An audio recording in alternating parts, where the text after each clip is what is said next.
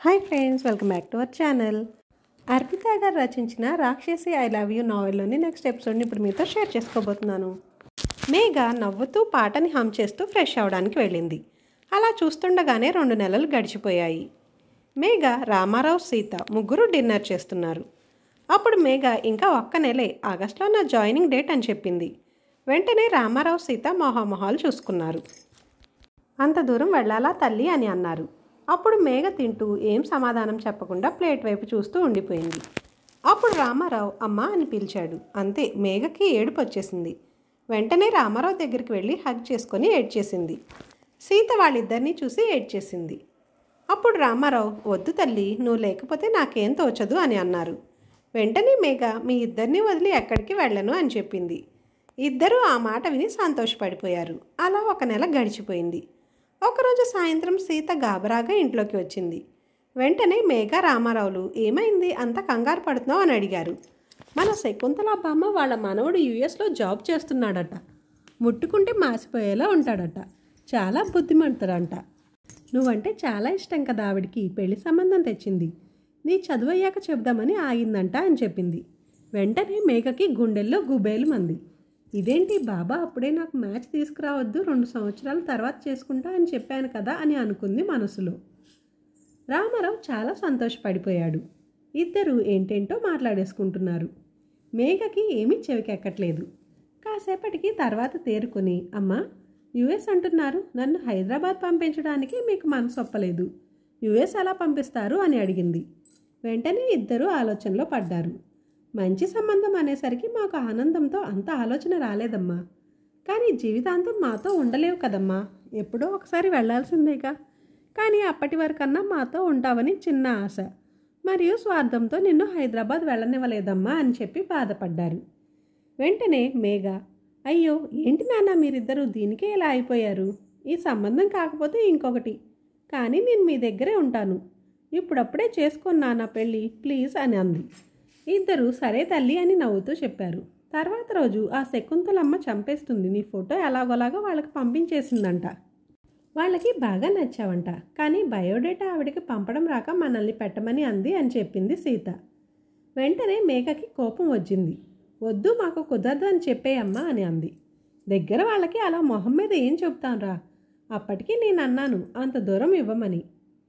ఆ అబ్బాయి వెళ్ళి 3 ఏళ్ళు అయిందంట. ఇంకా 2 సంవత్సరాల్లో వచ్చేస్తాడంట. ఎలాగో వచ్చే సంవత్సరం మార్చికి వస్తాడంట. అప్పుడు పెళ్ళైతే 1 సంవత్సరం అక్కడే చక్కగా అన్నీ చూసి మళ్ళీ ఇండియాకి వచ్చేస్తారు కదా. ఈలోపు మీ పెద్దవాళ్ళు ఒక మాట అనేసుకుంటే సరిపోతుంది అని చెప్పి ఆ బాబు ఫోటో చూపించి తీసుకెళ్ళమంది. ఏ మాటకు ఆ మాటే, ఎంత అందంగా ఉన్నాడో అని చెప్పింది సీత. వెంటనే మేఘకి మైండ్ బ్లాంక్ అయ్యింది. అయ్య బాబోయ్, అంత దూరం ఆలోచించేసిందా ఆవిడ అనుకుంది. అప్పుడు సీత, నిన్ను ఎలాగైనా తన మనవడికి ఇచ్చి నిన్ను సొంత మనవరాలిగా చేసుకోవాలని పట్టుబట్టి కూర్చుంది అని చెప్పింది. మేఘ ఏం మాట్లాడలేదు. రాత్రి మేఘకి నిద్ర పట్టలేదు. ఇక్కడే ఉంటే కన్ఫామ్గా అమ్మా నాన్నల్ని ఆ బామ్మ ఒప్పించేస్తుంది. ఎలాగో జాయినింగ్ డేట్ నెక్స్ట్ వీక్ కాబట్టి హైదరాబాద్ వెళ్ళిపోతాను. అప్పుడు 2 సంవత్సరాలు జాబ్ చేస్తుందంట. ఇప్పుడే పెళ్ళి వద్దంది అని చెప్పొచ్చు ఆవిడికి అని అనుకొని అమ్మ వాళ్ళని ఎలాగైనా ఒప్పించాలని పడుకుండిపోయింది. పొద్దున్నే లేచాక మేఘ అనుకున్నదంతా వాళ్ళకు చెప్పింది. వాళ్ళకు కూడా అదే మంచిదనిపించింది. కానీ మేఘాని అంత దూరం మళ్ళీ హాస్టల్లో అంటే వాళ్ళకి మనసొప్పలేదు. ఏం చేద్దామని అనుకుంటుంటే సాయంత్రం సీత నవ్వుతూ, మేఘ, రామారావుల దగ్గరకు వచ్చి, పెద్దమ్మ వాళ్ళు ఉండే దగ్గరే అంట మీ కంపెనీ, పంపించడానికి భయమేమీ లేదు. మేము చూసుకుంటాం అంతా, మీరెప్పుడు కావాలంటే అప్పుడు రండి. అంతలా దాన్ని వదిలి ఉండలేకపోతే ఇక్కడే ఉండిపోండి అని పెద్దమ్మ సంతోషంగా చెప్పింది అని అంది సీత. వెంటనే రామారావు, అవునా, మంచి వార్త చెప్పావు అని అన్నాడు. మేఘకి కూడా చాలా ఆనందం వేసేసింది. ఇంతలోనే మేఘ జాయిన్ అయ్యే డేట్ దగ్గర పడుతుండడంతో హైదరాబాద్ ప్రయాణమైంది మేఘ. రామారావుకి ఏదో ముఖ్యమైన పని ఉండటం వల్ల 1 వారం తర్వాత ఇద్దరం వస్తామని మేఘని బస్ ఎక్కించారు రామారావు, సీత. ఇద్దరి కళ్ళు నీళ్లతో నిండిపోయాయి. మేఘ కూడా వాళ్ళని వదిలి వెళ్ళలేక తొందరగా రండి అని చెప్పి బాధతో ఏడుపుని కంట్రోల్ చేసుకుంటూ బస్ ఎక్కింది. మేఘకి రాత్రంతా నిద్ర పట్టలేదు బస్సులో. మధ్యలో దిగి ఇంటికి వెళ్ళిపోవాలనిపించింది. కానీ వెంటనే ఆ శకుంతల బామ్మ గుర్తొచ్చి ఇంకా తప్పక ఉండిపోయింది. ఎప్పుడూ లేనిది బామ్మ మీద చాలా కోపం వచ్చింది మేఘకి. ఇక్కడ రామసీతలకు కూడా నిద్ర పట్టట్లేదు. ఇంట్లో ఎక్కడ చూసినా వాళ్ళ చిట్టి తల్లి అల్లరి అందమైన మొహమే కనిపిస్తుంది. అక్కడ మేఘ ఏడుస్తూ కిటికీలో నుంచి బయటికి చూస్తుంది. కానీ మేఘకి ఏం తెలుసు, అక్కడ శకుంతల బామ్మ చెప్పిన అమెరికా అబ్బాయి నుంచి తప్పించుకోగలిగింది, కానీ ఇక్కడ తన నీడలా వెంటాడబోయే అబ్బాయి నుంచి తప్పించుకోలేదని. జై, లెగు, అక్కని రిసీవ్ చేసుకోవడానికి వెళ్ళాలి అని అంటూ లేపింది లత. అమ్మ ఇప్పుడే లేచాను, బ్రష్ చేస్తున్నా, 5 మినిట్స్లో వచ్చేస్తానని చెప్పాడు జై. కాసేపటి తర్వాత జై కిందకొచ్చి వెళ్తున్నాను అని చెప్పి బయటికి వచ్చాడు. ఇంతలో సుభాష్ వచ్చి, ఏంట్రా సండే కదా అని ఇప్పటికి లేచావా, జాగింగ్కి రాలేదు అని అన్నాడు. అన్నయ్య, నీకు చెప్పలేదు కదా, మా అక్క వస్తుంది, రిసీవ్ చేసుకోవడానికి వెళ్ళాలి, ఈ రోజుకి రాను అని చెప్పాడు జై. అవునా, అక్క అంటే నాకు అక్కేనా అని అన్నాడు సుభాష్. లేదన్నయ్య, నీకన్నా చిన్నదే, ఇక్కడ కంపెనీలో జాబ్ వచ్చింది క్యాంపస్ ప్లేస్మెంట్స్లో, మొన్నే బీటెక్ అయింది అని చెప్పాడు. ఓ అవునా, అయితే అని అంటుండగా సుభాష్కి కాల్ వచ్చింది.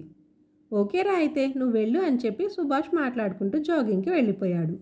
ఇంతలో మేఘ దగ్గరికి ఒక అబ్బాయి వచ్చి, దిగమ్మా, ఇదే నీ స్టాప్ అని చెప్పాడు.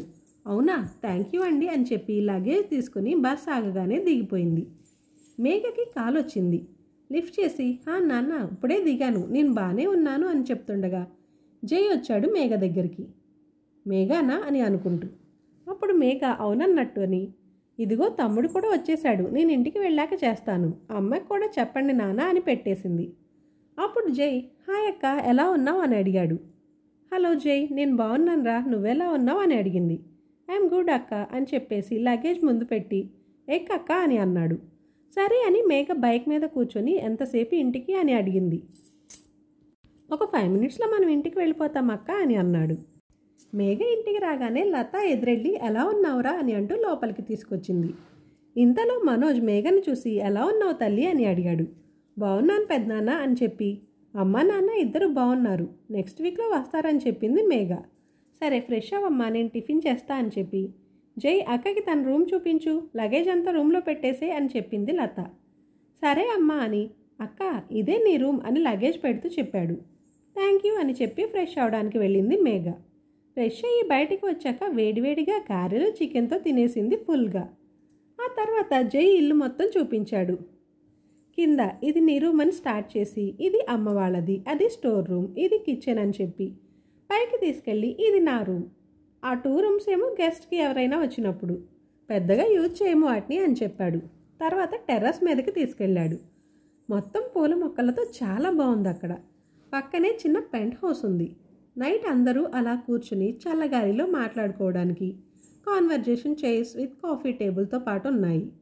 పక్కనే చిన్న కాట్ని చూసి మేఘ చక్కగా ఫ్రెష్ ఎయిర్లో అలా పడుకొని ఆకాశం వైపు చూస్తూ ఉంటే ఎంత బాగుంటుందో అని అనుకుంది. మేఘకి బాగా నచ్చేసింది అక్కడ, చాలా ప్లెజెంట్గా ఉంది ఇక్కడ అని చెప్పి చుట్టూ చూస్తూ ఇక్కడ నుంచి వ్యూ కూడా చాలా బాగుంది అని చెప్పింది. ఇద్దరు కిందకు వచ్చారు. కాసేపు పడుకో తల్లి, నేను లంచ్ చేసేస్తాను ఈ లోపల అని చెప్పింది లత. సరే అని మేఘ తన రూమ్కి వెళ్ళిపోయింది. సుభాష్ జాగింగ్ అయ్యాక ఫ్రెష్ అయ్యి టిఫిన్ చేసి జై వాళ్ళ ఇంటికి వెళ్ళాడు.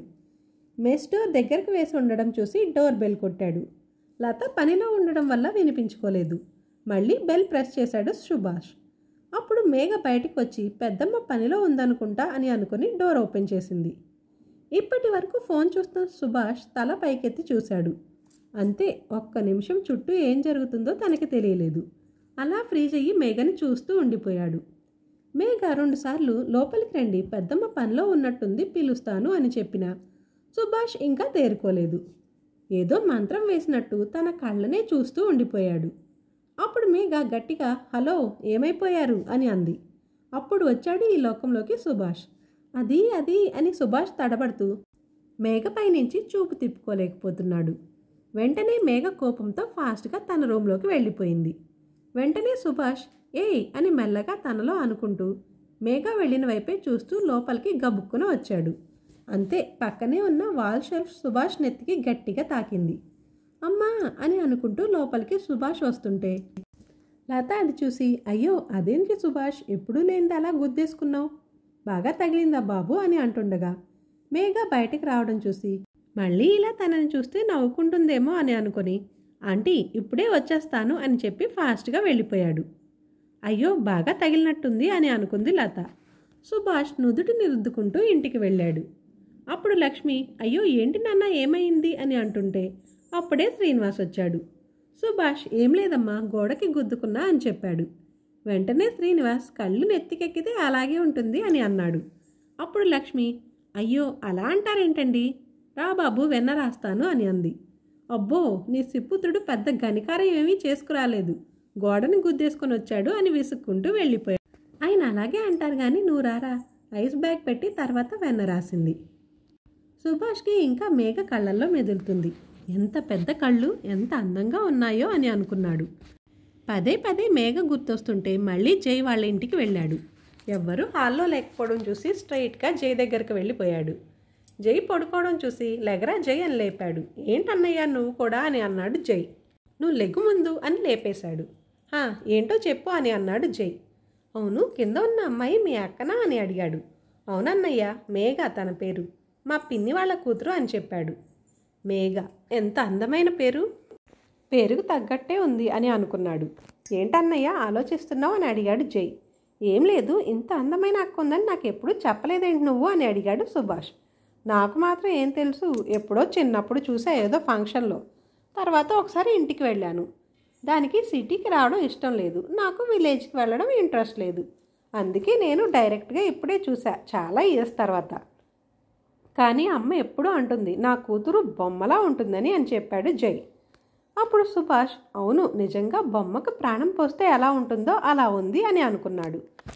మళ్ళీ జై ఇప్పుడన్నా వచ్చేది కాదు, ఫస్ట్ జాబ్ కూడా వదిలేసుకుందంట, కానీ ఎందుకో మరి మళ్ళీ డెసిషన్ మార్చుకొని వచ్చింది అని చెప్పాడు. అప్పుడు సుభాష్ నా కోసమే వచ్చిందేమో అని అనుకున్నాడు. సుభాష్ సైలెంట్గా ఉండడం చూసి అప్పుడు జై అన్నాడు. అవును ఎప్పుడూ లేనిది ఇన్ని డీటెయిల్స్ అడిగావు, అది కూడా ఒక అమ్మాయి గురించి, ఏంటి కదా అని అన్నాడు. నేనేం అడగలేదు, నువ్వే చెప్పేశావని మాట దాటేశాడు సుభాష్. అప్పుడు జై అన్నయ్య దాని అందం చూసి మోసపోకు, పెద్ద టపాకాయ అది, ముట్టుకుంటే పేలిపోద్ది. నన్ను చిన్నప్పుడు ఎలా ఏడిపించేదో ఇప్పటికీ నాకు అది గుర్తుందంటే అర్థం చేసుకో అని అన్నాడు. లేదులేరా, అమ్మాయి అంటే అలాగే టపాకాయలాగా పేలితేనే బాగుంటుంది చాలా అని అన్నాడు. అప్పుడు జై సుభాష్ వైపు ఒక లుక్ వేసి కానీ నీలాంటోడికి మాత్రం మా స్నేహ వదినే కరెక్ట్ అని అన్నాడు. వెంటనే సుభాష్ ఇక నుంచి స్నేహని అక్క అని పిలువు అని అన్నాడు. అదేంటి నువ్వు అన్నయ్య అయితే స్నేహ ఎలా అక్క అవుతుందని అన్నాడు. ఇక నుంచి నేను నీకు బావని, ఓకేనా అని అన్నాడు. వెంటనే జై సుభాష్ వైపు తీక్షణంగా చూశాడు.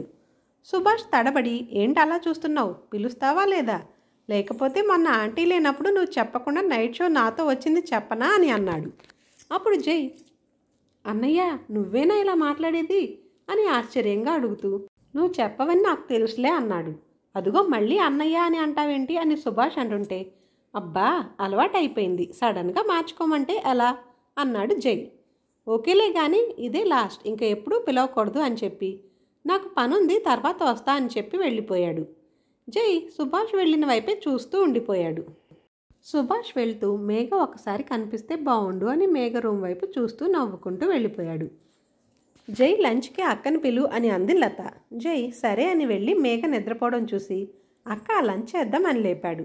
అప్పుడు మేఘ రాత్రి బస్సులో నిద్రలేదు అందుకే పడుకుండిపోయా అని చెప్పి జైతో వెళ్ళింది. అందరూ లంచ్ చేస్తున్నారు.